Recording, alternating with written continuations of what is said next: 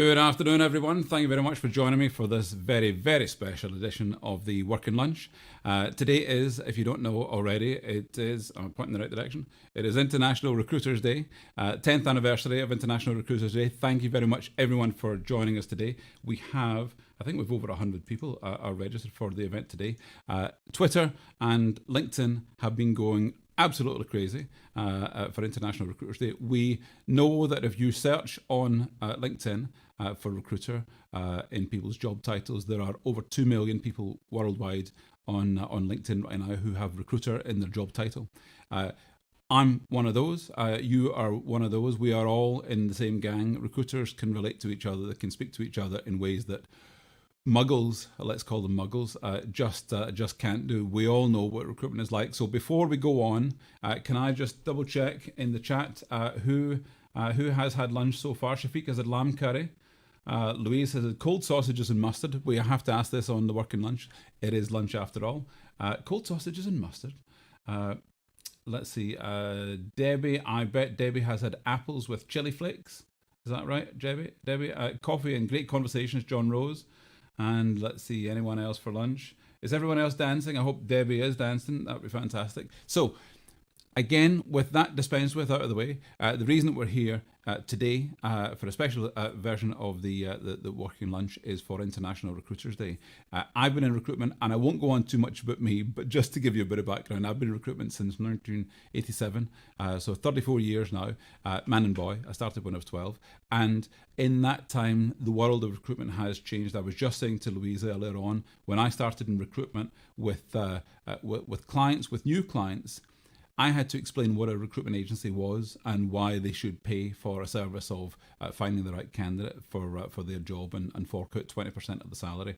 So back in those days, employers often had never used an agency before and were doing so for the first time. I think we should have a GPS in the chat bar as well. If Graham's here, we're going to get Graham on to ask him about that. But first of all, I'm going to invite on my special guest who I was chatting with earlier on, Adam Spoors. Adam is a director and owner of his own recruitment company and is a frontline recruiter. So whilst I talk about being a recruiter, I've not been a hands-on recruiter for a little while now. And I do still say, if you cut me, I bleed CVs, but hats off to people who are actually placing candidates on a day in, day out basis. Adam, you're one of those people. How are you hitting your targets for placements this month? This month is all right. Fantastic. So, better than this time last year. Yeah. In the past year, obviously it's been a challenge like no one else has had in the past year in recruitment. With a relatively young company, it's 4 years old now. Coming up 4 years in June. How have you found the last year affecting your business? Because in the early years, you think on growth each year, we're going to add 50% or double the company each year. How has the last year affected your company and your recruitment?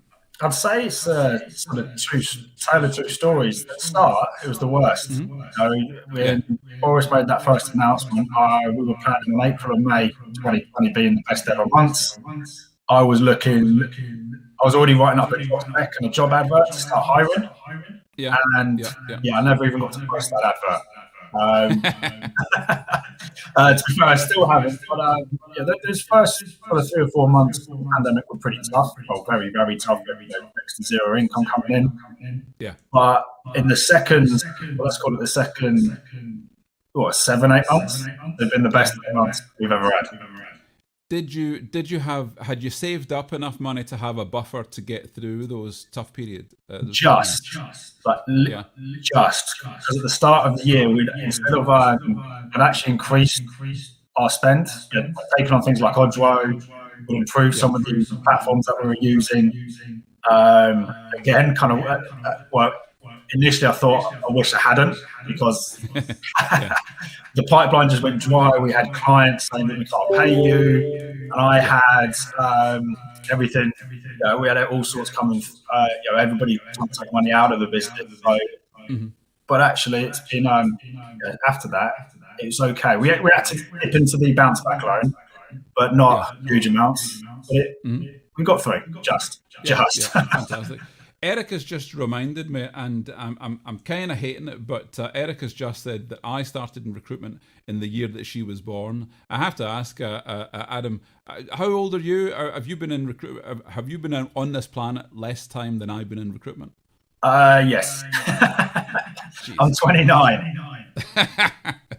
Oh, that is shocking. Do you know though, when people say to me, I'm 29, I have to remember I was once 29. I've been there. I've done that. I've done the 29. I bet you've not done the 55. And good luck to you getting to 55, because if you're in recruitment, you definitely feel it.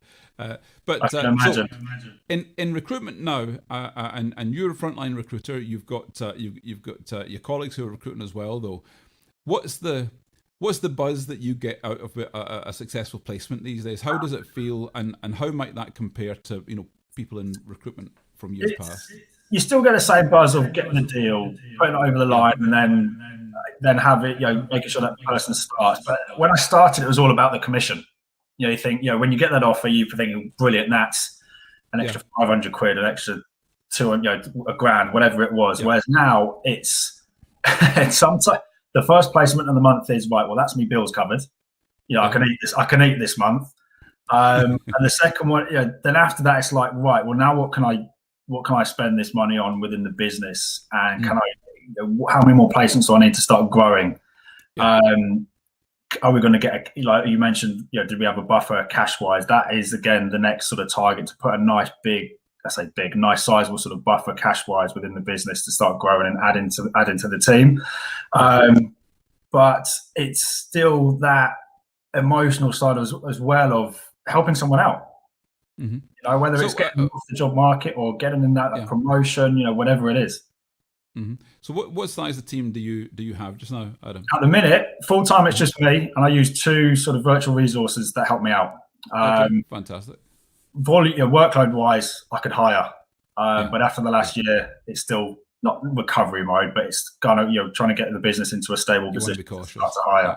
So what area of recruitment are you specialising in, and how is that responding to the pandemic? Further education and training. So what basically training providers that deliver things like apprenticeships and traineeships. So again, in exact mirror to how my business has been at the start, that market got hit very hard because typically you'd always deliver face to face, and they couldn't deliver any training, so they had to go to Zoom or Teams pretty much overnight, and they didn't have the skill sets to do it. So we're not much coming through between sort of April and it must have been about it was June before we got the first jobs back on. But now, with everything, with Boris and Rishi's announcements, with the apprenticeship incentives, kickstart, restart, traineeships, it's now in a very good situation. Again, I think a lot of our clients are still recovering. Some still have a few people on furlough because all this money is not available yet. It's down the line, but ultimately they're in a very good position, and the market itself is probably set for quite a few years. Are clients slower on paying their invoices right now? It depends if any of them are watching. Probably not. So sometimes. This is only for recruiters. Your clients won't be watching. Yeah. No. Individual. We've got some that pay very quickly. Some pay well within the terms, and then some that stretch it. It's just general. I haven't seen too much of a change in that respect. Yeah. So in terms of recruitment, when you started in recruitment, did you start with a firm that gave you rock solid training so that you had all the grounding, or did you learn on the job from working alongside and shadowing a more experienced recruiter? Yeah, so I've never had that formal training. I mean, to be fair, the initial training was still very good, but it was tough. I came into recruitment, as we all do, we fall into it, and I'd done a bit of sales, but I was phone shy, as some of us always are. And I had my boss who was, I'm 6'3". My boss was nearer 7 foot. He's one of the only guys that ever made me feel small. And he was on my shoulder going, pick up the phone, pick up the phone, pick up the phone. Yeah. But it helps, how to structure your BD calls, how to structure taking a job brief. And can't remember everything that was taught, but I probably still use a lot of it today. Yes. But it was a learn as you go, make your mistakes and learn from them. But it was a lot of phone activity.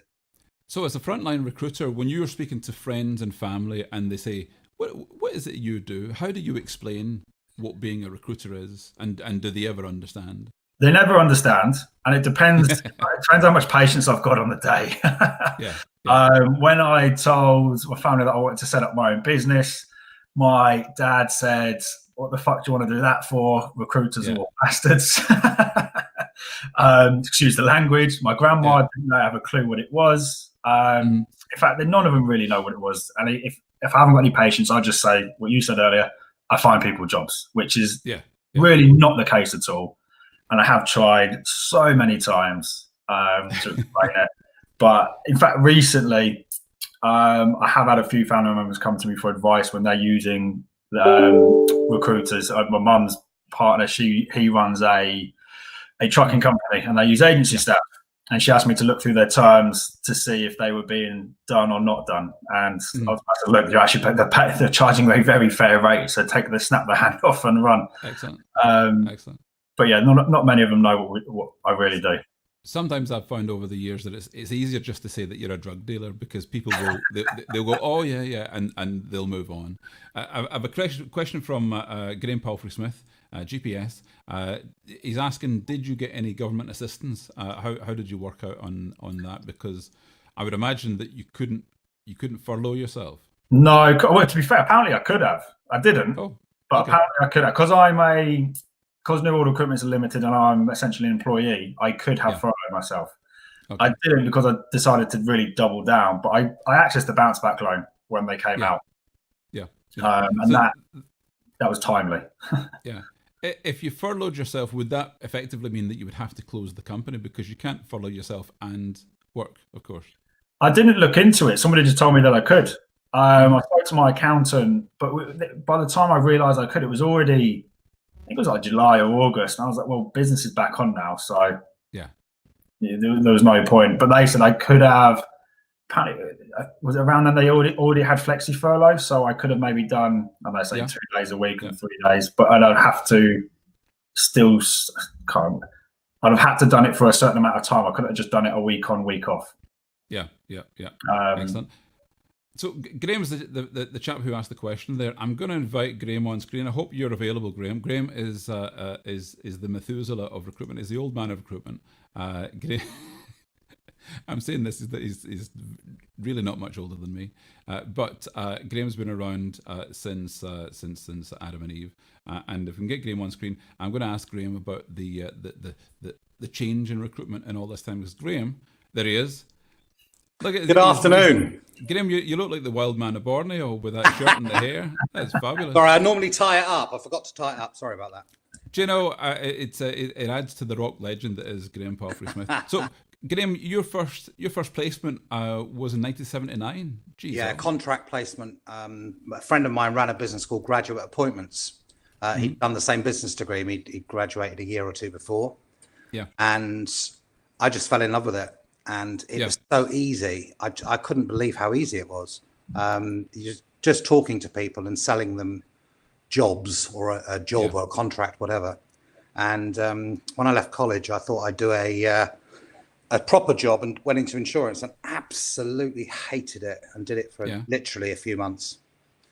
But in answer to your question, the main difference is the main difference, genuinely and seriously, is tech. The amount of tech that's available now. We used to keep filing cabinets. A lot of people on this won't know what a filing cabinet is, but we used to keep filing cabinets, rows and rows of filing cabinets full of company information, CVs. When I first went to Harris & Willis in 1985, appreciate before a number of you were born, which was a financial recruitment company I went to after Baden & Clark, and they had filing cabinets full of partners' envelopes with partners' names on for the accountancy firms they were dealing with. Yeah, I'd never seen anything like it. It was unbelievable. And the best thing was they had a PC, a brand new IBM PC, in its box on the shelf. First one I'd ever seen in a recruitment company, and it wasn't even open. So that's the biggest thing. So if effectively coming from the Stone Age of recruitment to the hence modern the day, hair, hence the hair. But you're the Fred Flintstone of recruitment. The thing is, O'Donnell, watch it. But the thing is, Graham, is you're still involved in recruitment in a whole string of companies, not only in the UK but internationally, and you're keeping your finger on the pulse. So a lot of the time, people like me, to be honest, I feel a bit of a fraud when people say, "What do you do?" And my knee-jerk reaction is, "I'm a recruiter," but I've not been a recruiter for a while. I've not made a placement for a while. So I know that anyone who says I'm a recruiter is a bit of a fraud if they've not made a placement in the last few weeks or been hands-on involved in a recruitment company. But you very much are, and if I had a forelock to tug, I would tug it right now. But it means that you know what's going on. So in the span of that time, what, 40 years, 30 years? More than 40 years now. Yeah. Has recruitment in its core, tech aside, in its core, has it changed? Has it become different for the people who are on the front line who are putting together a job seeker, and an employer? Aside from tech, the basic principles haven't changed in my view. It's still about relationships. There are different types of recruiter now, many more different types than there were when I started out. Some of which I think my colleagues, my peers, we help change the way that things are done. But essentially, in its absolute raw fundamentals, no, it's exactly the same role. And the key thing is the quality of the relationship that the recruiter has. And I'm talking about recruitment consultants here, the consultancy aspect, as opposed to people who work for RPOs or whatever, where they're simply churning a handle. It's a factory type job. I'm talking about people that actually do put clients and candidates together. In my first job in recruitment with HMS, we used to have cards that we would fill out on candidates, and you would, jot down all the relevant details, including, name of their spouse and so on. But there was a bit in the card for the person and for the job called MIT, most important thing. So if you had a vacancy you take on, you'd ask the employer, okay, what's the most important thing for hiring for this job? And you would ask candidates the same thing. You've hired hundreds or thousands of recruiters over the years. What's the most important thing that you look for when you're hiring a recruiter? What's the core skill that you're after?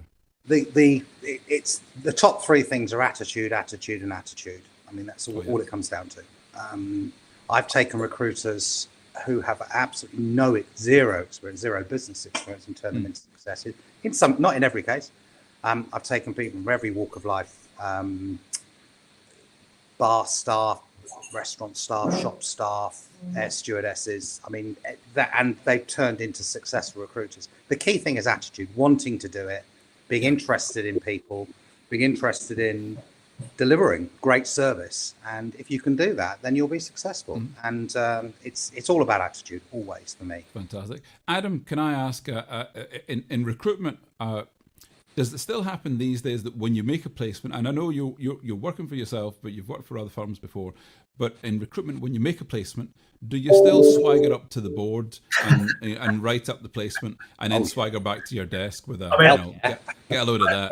I don't have it in the bedroom at the minute because we've just moved, but I used to have a whiteboard just to put it on for myself. But the first place we had a belt.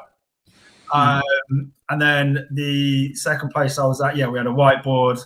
And everybody would make a joke. You'd put it'd be an email trail throughout the business, and you'd all make jokes. Put memes and everything else on it. But it's a bit of camaraderie to help the environment. You maybe go up to the desk of your biggest rival in the office and act out something along the lines of sex and travel. But and that's all part of recruitment. In Sericor, I did a bit of work with Pocket Recruiter a couple of years ago, and they were in the Sericor building down in Portsmouth. They had big TV screens, and every time there was a placement, there would be bells and alarms going off and fireworks on the TV screens. Have you seen that sort of thing, Graham? Oh yeah. It's part of Cube. I'm on the board of Cube 19, which some of you may have heard of, and it's one of the things we put in very early on. And there are a number of bespoke systems I've seen. One of the businesses I used to work with, Evolution, had a thing. It was all gearing towards a holiday in one of their overseas offices, or a trip to one of their overseas offices. Sorry, not a holiday. So Sydney would come up, or wherever, and that's it's happened. It happens in quite a few companies. There's always some sort of way of recognition, and there should be as well, because it's hard. And non-recruiters, and there won't be many on this, I don't suppose, but non-recruiters don't really appreciate how difficult the job is, especially as good recruiters make it look easy. It is a hard job. It's a tough job, up and down, very emotional job. Well, it's a job where people need to be motivated, and the clearest analogy would be football managers at halftime, that sort of thing, and you can get really worn down by the job where you get close and you don't make placements several times in a row, and your head just drops and you think and you look for either a colleague or a supervisor or your boss to pick you up, give you a boot in the backside, or motivate you whatever way is going to work for you and get you pointing in the right direction again. Or you do it yourself. I mean, that's the key thing. The best recruiters are the people that can smooth out those peaks and troughs. It is my worst month in recruitment was 1984, February 1984. I had 13 offers turned down. It wasn't until I got to the end of that year, I actually moved to HW the year after, beginning of the next year, that I realized I actually had my record month. That was my best month of the year. Wow. Because I'd had something like 6 or 7 accepted, but I'd had 13 turned down, and that's what lived with me. So obviously something in my psyche had made me cope with it. So I think that's part of it. Erica's asked a question about in terms of the internal process and internal recruiters. I saw that. Which Erica, come on screen. I'll invite you on screen. Sorry, carry on. That function didn't exist. No, it was HR. It was called a personnel in those days. And personnel directors were viewed by some in the community, and it was a very small community in professional recruitment in those days. Yeah, some in the community viewed them as the enemy, and I viewed them as I want them to be my friend because they need what I've got. Hey, Erica. Look at the devil. There's Erica there. Erica, how are you? Yeah, good. Thank you. How are you doing? Yeah, fantastic. All right. You were Erica, born after Stephen started in recruitment. Jeez. Yeah. Well, let's see. What month was it? Because 1987, I was born in May. So what month did you start, Stephen? It would be about that. Well, I think it was June, July time. So I was just here. Okay. yeah. But it makes me feel good. Adam, I'm going to drop you off for just now, if that's all right. Thank you very much for coming on. It's great to see you today, International Recruiters Day. So I'll drop you off. Thanks for coming on. Erica, so in terms of the recruitment market right now, I know you're not hands-on recruiting right now, but how do you see the sector right now? And do you still feel to be a recruiter, once a recruiter, always a recruiter? Is it in your bones? Do you bleed CVs? Yes, yeah, absolutely. I do. I said that. I must have got it from you, actually, hearing you say it earlier on. And I said it, and my husband was sat next to me and nearly spat his coffee out. And then, in one of our chat groups, this is what I've just heard Erica say. This is awful. And I got a lot of jip for it. But it's true. I do think that if you are a recruiter and you enjoy it, then it's at your heart.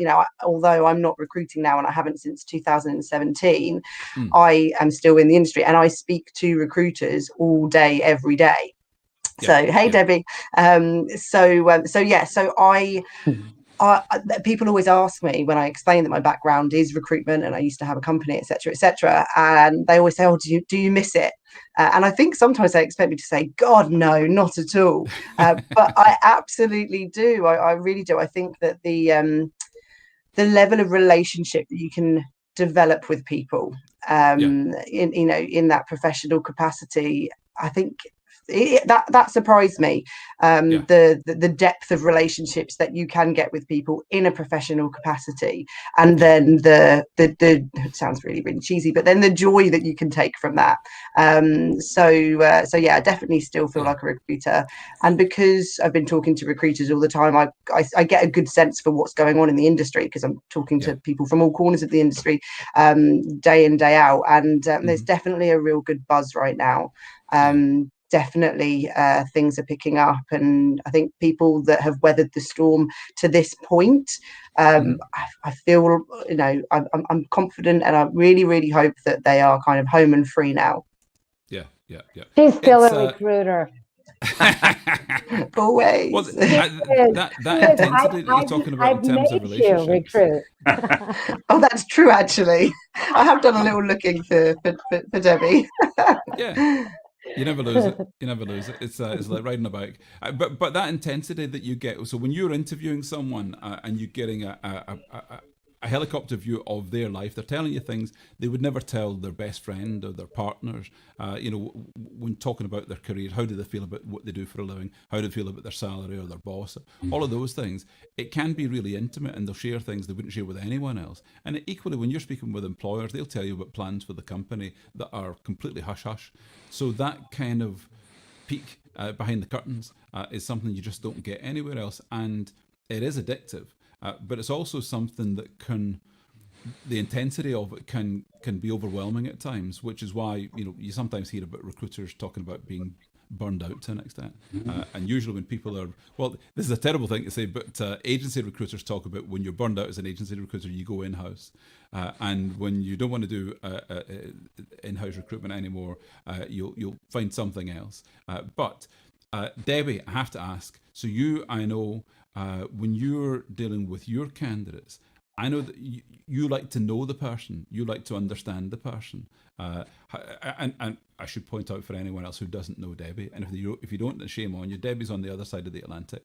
How is that for you from a knowing the individual? Is it something that's addictive to you? Oh, I don't know if it's addictive as much as it is just important and necessary. Some people are going to do really well with a micromanaging manager. You understand what they need, make them, and some people get angry and don't want to be micromanaged. And so I need to know what that's like, because the skill set is just one piece of the match. For me, I feel like the bigger match is the personality. I must know the hiring manager. I have to know what their colleagues and what their team looks like. When someone says, okay, I don't know that, will I be supported in this group? You have to know how to answer that. And what's my hiring manager going to be like? I typically work with passive pool. And so they want to know everything about the job before they decide whether or not they're interested, because they don't need a job. So, Debbie, you have to know. Would you say that great recruiters are born or not made, or the other way around? Can someone learn to be a great recruiter? I think that you can learn to be a great recruiter. It starts with personality. Okay. And that's Graham was saying attitude. Graham, absolutely. Because if someone connects with the profession and they feel motivated by the work, you need to be able to connect quickly with people.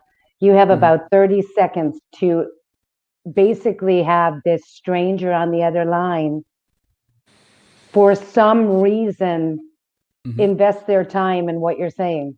Because we're pretty much glorified telemarketers when we're doing it phone-based. I mean, how many calls a day do you get that you're just not interested in? I'm another stranger that you didn't ask to call you today. And so I have to be able to convince you quickly that it's worth your time to listen to what I have to say. And so that starts with personality, and the rest of it is training. And I feel like there are a lot of recruiters who were turned out to market with no training. I'm one of them. Yeah. I was literally giving a laptop and a list of recs. So and you can do it. You can do it. It can be done. Graham, today I'm going to have a quick turnover of guests. If it's okay, I'm going to drop you off. Absolutely. Great. I'm planning to bring on Katrina Collier, just to give Katrina a warning that I'm going to click invite to bring Katrina on screen. So Debbie and Erica, you're both on the younger side, recruiting wise. I want to ask a question that's and the thing that's undeniable. And correct me if I'm wrong, but you're both ladies. But recruitment is very much a field of work where there are many more women, I think altogether, but certainly many more prominent women in recruitment than in lots of other industry sectors. It's an industry where women can get in, can really succeed, and there's no real barrier to women setting up their own recruitment company. It happens certainly right across the UK. You'll find different patterns in different industries, but there's no bar to women having a recruitment agency in typically male fields. Have you seen that in recruitment? I don't think that in terms of gaining entry, no. I suspect that there are probably still some, well, I'm almost certain that there will still be companies out there that are very, even if, women could, get in and be a part of that company, would they want to be, perhaps? I think that there's still got to be very old school practices that go on in some areas. I mean, I've not been to a sort of recruitment event for, like everybody, a little while, but a few years even before COVID, I'd not been to one. So I think, but when you do go to them, and the last ones that I have been to, it does feel very, or the ones in my mind have felt very testosterone fueled. But I do think that it's something that is, as is the case with a lot of these things, tracking in the right direction, but still a ways to go. Yeah. And I would say that I think that there are a lot of women in HR. I see a mix. I see a mix of people that I'm dealing with. Most of the recruiters that I know are male. Yeah. Yeah. I think that I will also say I see a lot of women at the individual contributor level, but I still see a lot of men in the director seats and the executive and the VP. So it's still fine to have the girls recruiting candidates, because I know recruiting companies that deliberately go out and look for attractive college women to become recruiters, because that they'll attract candidates because they're attractive. That's the mentality. It exists. It's alive and well. It is a struggle daily. To say that there's a level playing field is naive. Yeah. Do you know, whilst I totally appreciate your perspective on that, and maybe I'm blind to it, maybe I really am, but I've not seen the cynical recruitment of female recruiters in order to, bat their eyelashes at clients and candidates. I've not seen that in practice. Now, again, I concede I might be blind to it. Recruitment's Louise has got her arms folded and she's leaning back going, "Oh yeah, you're talking nonsense against me." Literally Is this really happening? Have I just been shielded from this? Louise? What, are you asking whether Debbie's telling the truth?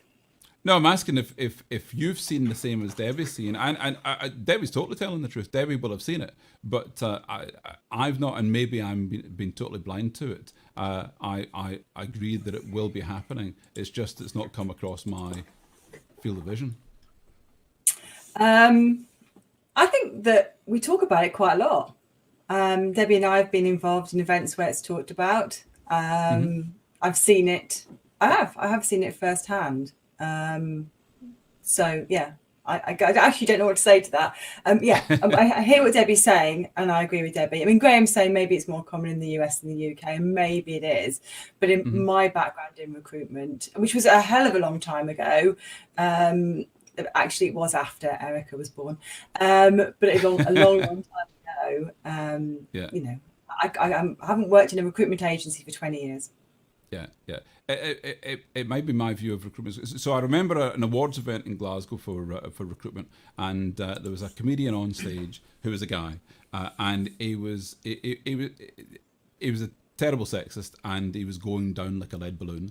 But the audience was maybe 2/3 women, and most of the recruitment agencies that were represented there were owned and run by women in Scotland, and the guy he wasn't booed off stage, but everyone just turned their back to him, and he was shamed off stage. And this was maybe 15 years ago. So in terms of the mix of people in recruitment in Scotland that I've seen, that's maybe quite different to elsewhere. But from my perspective, women have always been, strong leaders in recruitment, not only as frontline recruiters, but owning and running recruitment companies. Some of my best friends are women who own and run recruitment companies. Cool. I came on screen to change the topic slightly, if that's okay. Please. Not that this is not an important one, but I see a hole. So what I was going to say was, before we did this show, I said to you about some of the funny things that had happened to me in recruitment. So I just wondered whether I can share my story, but to give Erica and Debbie a heads up, I wonder whether we could move on to some of those, kind of like the lighter side of recruitment. Yeah. So I really would love to name this guy, but I won't, because I haven't seen him for a long time. But he was a complete buffoon who we worked with, and he's actually still a recruiter. He runs a very successful search firm now. But when he used to come back from interviews, every time there'd be a story. And he'd interviewed at some hotel on the M4, because that's where we were based. He used to do it all the time. And he came back and he was mortified as usual, because what happened was he'd arrived early, needed to go to the toilet. And he's the sort of person who would always need the toilet in a bad situation. So that's the first part of it, was desperate for the toilet. So he'd run into the toilet and run into a cubicle. But on the way, for no reason at all, he'd left his file of fax and like mobile phone, which would have been like a brick, on the sink in the main part of the toilet. So he'd run into one of the cubicles, and then literally halfway through what he was doing, he thought, oh shit, I've left my phone out there. Now, they were probably really expensive, these chunky Nokias. So he got off the toilet and edged out of the cubicle to the sink, picked up his file of fax and his phone, turned with his back to the main door just as somebody came in. So like shuffled back into the toilet. And of course, you know how the story ends. He leaves the toilet, he washes his hands, he goes back to sit in the reception area. And the candidate who he was interviewing was the guy who had just seen his arse in the toilet. Oh my word. Every day there was a story like that.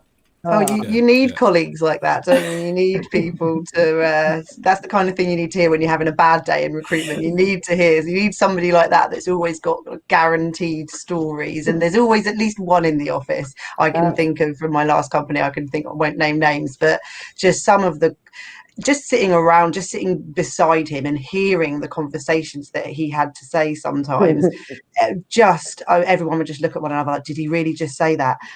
Or even internally, the way his mind worked was just magic for entertainment purposes. And you do get some real characters in recruitment, don't you? You do. At the office, when the guys from Recruitment Juice, all their training courses were based around the characters from the office. And it was very recruitmenty. They'd have the David Brent character. His name was Wayne Kerr. And that was 15 years ago. Utterly hilarious, but actually, unfortunately, quite true to some of the kind of characters you saw in recruitment. Debbie, the case that recruitment attracts some of the crazies out there, and some delicate geniuses. Well, yeah. So, who are the delicate geniuses you've worked alongside, Debbie? I had one. This was like a super technical wizard. I mean, if you looked at his resume, it was complete. You were blown away. And I looked at his resume. I was like, how is this guy looking for work? I mean, he has the skills that like maybe 3, 4, 5 cops in the country have. So I call, I leave a message, don't hear back from him. I call his resume is posted, mind you. It's posted everywhere. Call him back the next day, leave a message. Then finally talk to him. We have like what I think is an okay conversation about his skills, what he's looking for. There was an alignment in terms of the role I had and the rate that he wanted, because his rate is obscene, of course. I hang up the phone. Okay, not a love connection. Maybe an hour later, I get a phone call from the police that this man tried to file a restraining order against me for harassment for harassment because I keep on calling him and emailing him. And I'm like, well, right. I was trying to recruit him for a job. His resume is posted with contact information posted. I talked to him about a job. There was nothing harassing about it. And the chief of police or whoever it was, he was just dying laughing. He was like, well, I had a feeling that there probably wasn't anything to the story, but I have to follow up. And Debbie, I have to ask you, what's the lamest excuse that a candidate ever gave you for not showing up at an interview? It usually always defaults to being sick at the last minute. That seems to be the go-to. And I did actually have someone show up to a job day one with vomit. I had a candidate, a woman, one time. She didn't show for an interview, and I eventually got a hold of her that afternoon and asked, so where were you? You're supposed to be there at 10 o'clock. Oh, my daughter's horse was being put down, and I had to hold the head. So, as excuses go. I had somebody's dad phone me to tell me that his son wasn't going to be able to make it to the interview. Do you know? You've just reminded me the number of times I've had mums, aunts, grannies phoning to tell me about their, this child that's going to be amazing one day, and give a recommendation for them. And I'm thinking, I don't need to hear it from you. But can you do something for my grandson? He's just come out of school. I also had once, when I worked my temp desk, somebody's wife phoned me to request a rate increase for her husband. Wow. I had to I'm like, hang on, let me get this straight. Like, let me just make sure I'm understanding what's going on here. Like, I don't want to get this misconstrued, but you are the wife of X and you are requesting, he's not. You are calling me to request. I had it. Yeah, that was the situation. No, the rate increase did not happen. Darn it. I have had a mother call to wonder why her son didn't get the job. Oh. A grown in his 40s man. Who must have been complaining to the mother about this recruiter that didn't get him a job. Well, she is calling that recruiter right now. Wow. One of the worst interviews, bits of feedback that I had from an interview is a retained role. And the guy had been incredible. I'd done loads of sort of CBI with him. And, I think he was my front runner. I was really excited about him. I think he'd even had the first stage. This was a second stage interview. Yeah. And everything had been going really, really well until, and I can't remember specifically what the question was, but in his answer, it was, how he'd deal with a certain situation. And in his answer, he basically talked about how he had to punish his daughter once for something that she had done. It was to do with team management. So he likened it to something that he'd done to sort of, reprimand his daughter for something. And he then went on to talk about how he had removed the heads from her dolls. Oh dear. That's awful. That's terrible. When my client told me that, I mean, what do you say? What can you say? I mean, that doesn't come up when I'm interviewing people. Have you ever done this? Are you going to talk about it in interview? To be fair, she was like, you couldn't have caught this one.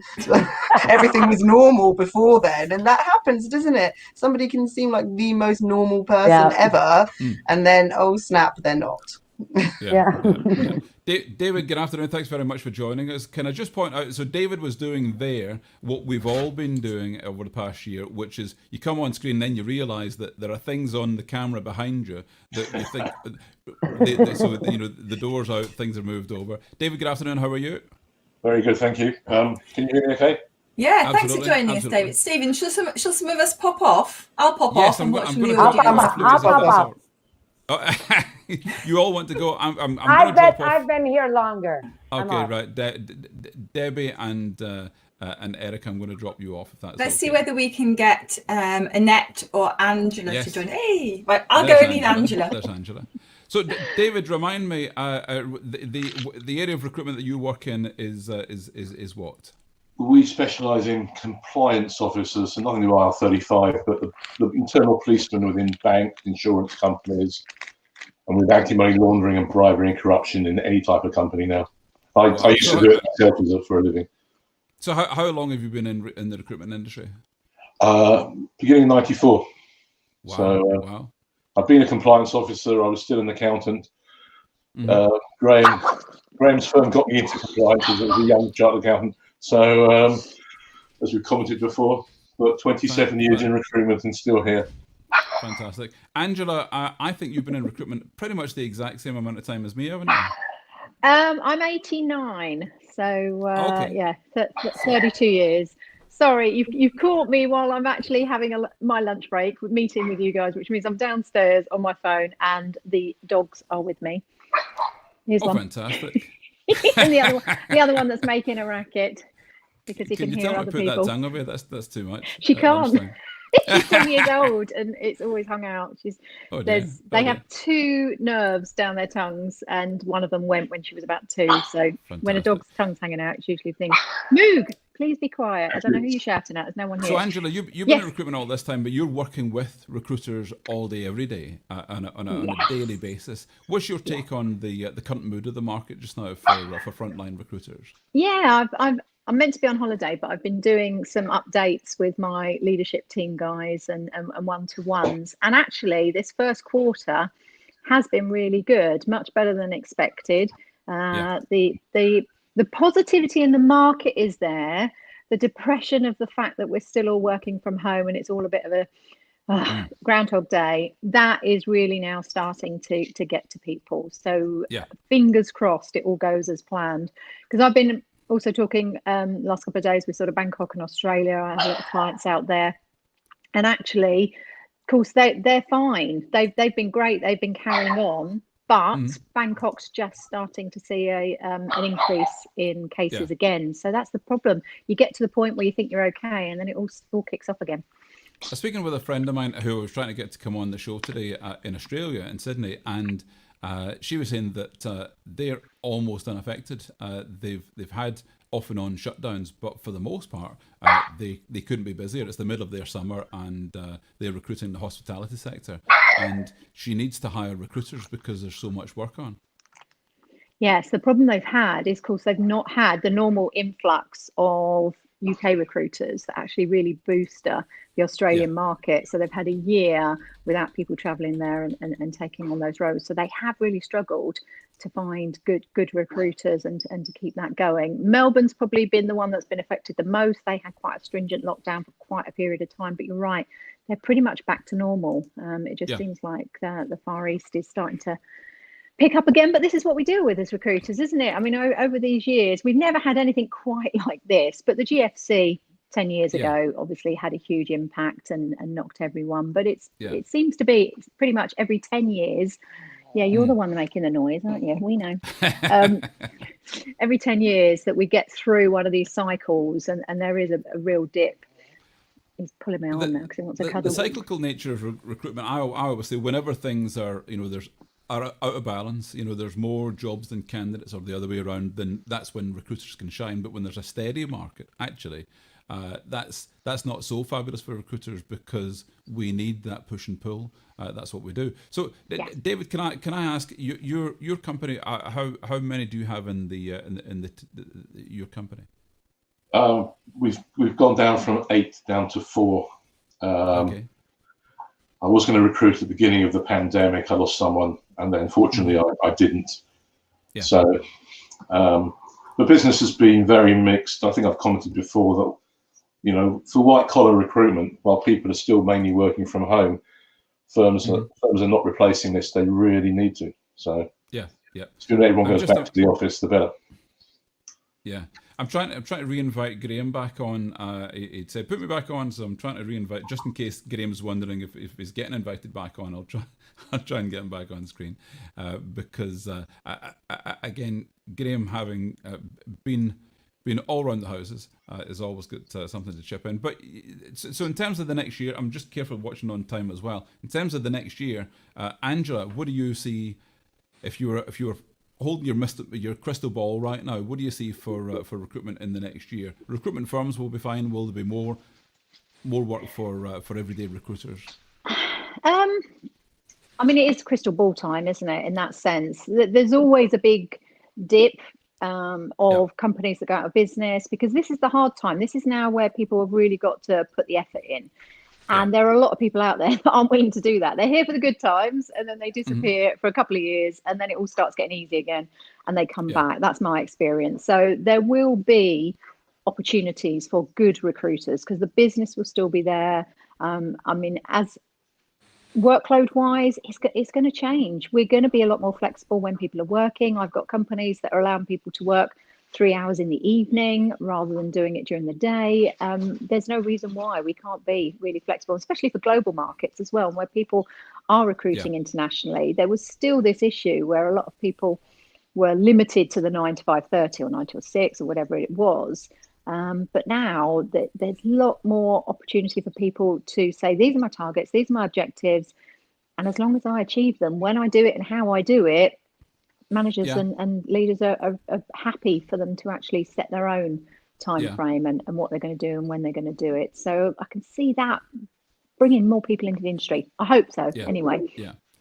Graham, and diversity with who can do it. Graham, would you say that recruiters have reset what success looks like from an income and lifestyle point of view? They're working at home. They're trying to create a balance. They might be going back to the office. They might not. But in terms of what makes you a happy recruiter, is it different today as to what it would be 18 months ago? That's a very good question. I think the working from home thing is a big issue amongst a lot of recruiters, and the bigger recruiters. In the individuals, the bigger companies, the individuals want to go back to the office, and the bosses want them back in the office, already have them in the office, because it's very hard to maintain that sort of motivation. Andrew's absolutely right in terms of this is the start of the bad time. Companies don't go out of business going into the downturn; it's coming out. That's when the real shockwave hits.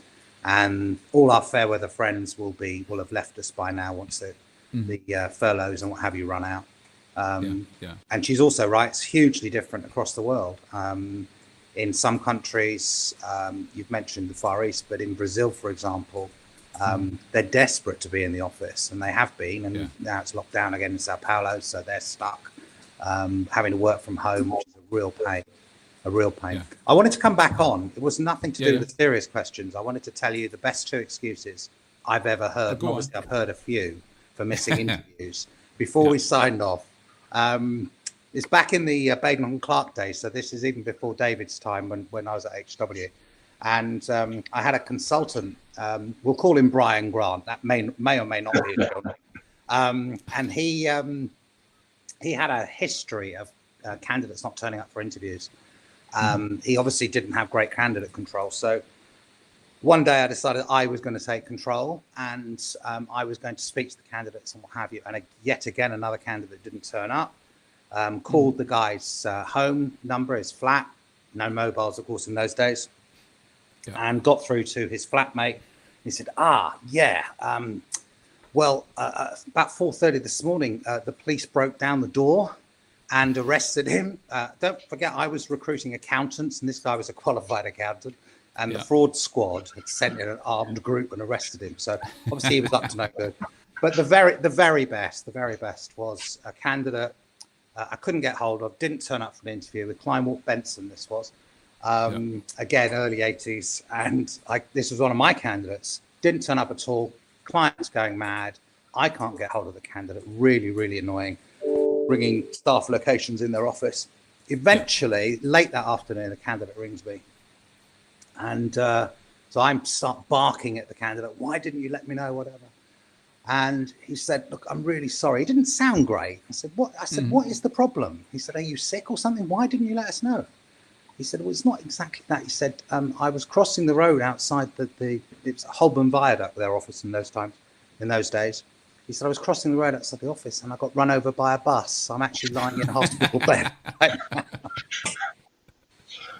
That was the best excuse. That was the best. Do you know, it reminds me, there was a time when I had a team of, so I never worked temps, but I had people working for me who had temp teams. Anyway, the guy who was in charge of temp recruitment, and we had a team of people working in the Bars Iron and Brew factory on the production line. One of the guys, maintenance engineer, so suddenly I'm in charge of the temps for my sins. But one of the guys, he couldn't get to work, so I lent him my Vespa. His motorbike was out of action, and he said, I can't go to work, I'm not going to be there. And I said, look, okay, I'll lend you this, but I need it back, pronto. He had this for about 6 weeks, and every week I'd phone him and say, can I get my scooter back? My motorbike's not fixed. And eventually I had to turn up at his house when I knew that it was going to be there with the spare key and take it away, because he was not handing it over. That's how much of a recruiter I was. Stephen, I must say, and Graham may remember this, before everyone had these things, you had to ring candidates at night. So you stay late in the office, and more than once I would ring a female candidate and the husband would answer the phone. I said, oh, is Sue there? Is Mary there? Yeah. Who wants to speak to her? So it's ABC Recruitment. Well, Sue, I've got some geezer on the phone. My worst one was where I was calling, trying to fill about 20 industrial bookings. I did run temps. And I was calling. I could hear all these people outside going out for their night out. This is in Maidstone in the town centre. And I was still calling, still trying to finish. And I heard noise outside. I didn't really register it. And all of a sudden, one of the phone calls, the mum, answered, went, he's in bed, love. And I'm like, what do you mean? It was 11:45. I was still ringing, trying to fill bookings. I lived an hour away from the office as well. I was like, I really should go home. It was a Friday night. This is my Friday night. And I mean, that's what we did, wasn't it? You just get hold of people. I've been in recruitment 5 months. I'd had 3 offers, but not accepted. I was desperate. And I was talking to a candidate. He had to travel from Colchester to Wimbledon, but it was for a brewery. I knew he liked a beer. So I was trying to talk him into going for the job. I said, what's that noise? And he goes, Dave, that's the news at 10 beeps. Go home, mate. Leave it. It's not the same, but similar. I'd two women up for the job of personnel manager with John Brown Engineering, and the personnel director was going to choose one of them. It was the end of the month. It was Friday, and I needed an answer to put it on the board, because if I did, I would get extra commission. So I knew they said they were definitely going to take one of them. One of them was really well qualified, and the other one was what's the right word to say? She was a bit of a dolly bird. She was gorgeous, but not nearly as well qualified. And I thought they're going to go for the more qualified one, guaranteed. So I swaggered up on a Friday, put it on the board, $7,000 fee, whatever it was, and that was it. I was getting my commission, only to get the call on Monday to say they'd gone for the dolly bird. And late on the Monday, when everyone else had left the office, I had to sneakily go up to the board and change the name. But no one found out, and I still got my bonus. But of all the things that happen in recruitment, the things to get your commission, the things you do, the things you should. I'm glad we're focusing this year on diversity and inclusion, and you've just used the term dolly bird. Well, I was struggling to find the right word. But you couldn't make this stuff up. And bear in mind, I absolutely thought they were going to hire the most qualified. Anyway, with that in mind, we're coming up to the 2 o'clock mark. We've gone way over time. I want to wish you all a very happy International Recruiters Day. It's been fabulous having you on. Thanks everyone who's joined in the chat. Thanks everyone who comes to the Working Lunch shows on a regular basis. And I'm going to say thank you very much and goodbye. I'm going to drop off David. I'm going to drop off Graham, and I'm going to drop off Angela. Thanks everyone for joining me today. Have a spectacular day, and we'll see you next week. I have a show with. Come back. I have a show next week with the president of the Miss America Foundation. So with that, thank you and good night.